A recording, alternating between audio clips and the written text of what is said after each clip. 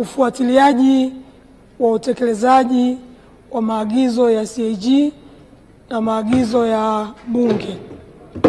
Mheshimiwa, sisi wabunge ambao tumepewa dhamana ya kuwa wajumbe wa kamati ama za PAC ama za LAC ambazo tunafanya kazi kwa niaba ya Bunge, kwa mantiki ya kwamba tunafanyia kazi taarifa za mkaguzi mkuu wa hesabu za serikali ambazo anakuwa amezileta. Sasa majukumu yetu sisi ni kusimamia fedha za umma na kuangalia kama matumizi ambayo Bunge limeidhinisha yamefanyika na yamefanyika kwa ufanisi na mkaguzi amekagua, amejiridhisha. Na kama kuna changamoto ambazo zinahusiana na wizara, idara na halmashauri zetu, then wanatakiwa wafanye marekebisho ili basi matumizi ya fedha yaendane na kiutaratibu. Sasa nakumbuka Mheshimiwa Spika, wewe kwa busara zako mwaka jana mwezi wa 6 baada ya Bunge kupitia kamati zetu kutoa taarifa zake na kutoa maazimio ya Bunge ambao serikali wanatakiwa wayatekeleze, wewe kwa busara zako ukaanzisha session ambayo tutakuwa sasa tunafuatilia utekelezaji wa maazimio ya Bunge yalivyotekelezwa na upande wa serikali kutokana na ripoti hizi za CAG. Sasa hiyo ilikuwa ni busara yako. Sasa sisi tunaamini kwamba kwa ajili ya kutengeneza uwajibikaji ni muhimu kanuni zetu zikaainisha kwamba pale ambapo Bunge linaazimia tusisubiri tena mpaka mwaka mwingine ambapo kamati husika zinatoa ripoti ndani ya Bunge ndio tuanze kuelezewa utekelezaji ulikuwaje, ili kutoa wajibu kwa serikali ama kila baada ya miezi mitatu ama kila baada ya mwezi, baada ya taarifa kusomwa, maazimio ya Bunge kusomwa juu ya utekelezaji wa taarifa za CAG, watuambie wametekeleza nini. Mheshimiwa, ukisoma taarifa hii tu ya mkaguzi wa juzi inaonyesha kwamba kwa mapendekezo ambayo tuliotoa ya mwaka uliopita yametekelezwa kwa 35%. 35%. Kwa taarifa za mkaguzi mkuu wa hesabu za serikali kuna mapendekezo tokea mwaka 2019 hajatekelezwa.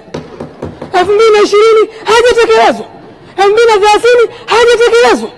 Lakini kwa sababu watu wanajua kwamba hawana kipindi ambacho wanatakiwa waje wajieleze Bunge kile ambacho tumewaambia wakafanyia marekebisho, wamefanyia kiasi gani, wana relax. Sasa tukitengeneza hiyo ratiba, manake mawaziri waliopewa dhamana kuwasimamia ma-accounting officer huko watahakikisha wanakimbizana nao ili hizi hoja zifike mwisho. Ni swala la aibu Mheshimiwa Spika, kuna hoja zina miaka 10 hazijajibiwa. Kuna hoja zina miaka 5 hazijajibiwa. Lakini watu wapo tu, hakuna kuwajibishana. Sasa mimi nilidhani ile busara yako kubwa sana. Mwalimu wangu mimi makini. Huyu ni mwalimu wangu. Na hichi kitu kikiona ujue kilikotoka. Ulitumia busara ambayo waliokutangulia hawakuitumia. Na ambayo tunapoenda huko kwenye mabunge ya wengine, kwenye vikao hivi vya kamati za PAC, LAC, kamati za South Africa, tunajisifia kwa sababu kuna wengine huko bado wanazurura. Tunasema no, sisi tumeanza kutembea kwamba tumekuwa na kipindi ambacho spika wetu amedai kusema serikali mje mtoe ripoti hapa ili tuwajibishe. Kama waziri umepewa dhamana, unashindwa kusimamia watu wako, tule kichwa. Kama mkurugenzi amepewa dhamana, anashindwa kusimamia pesa, aliwe kichwa. Bila hivyo tunakuwa bunge la kulalamika tu. Mkaguzi anaonyesha mambo, anaonyesha matumizi mabovu ya pesa, yanaonyesha ukiukwaji wa sheria za fedha, tunalalamika tu.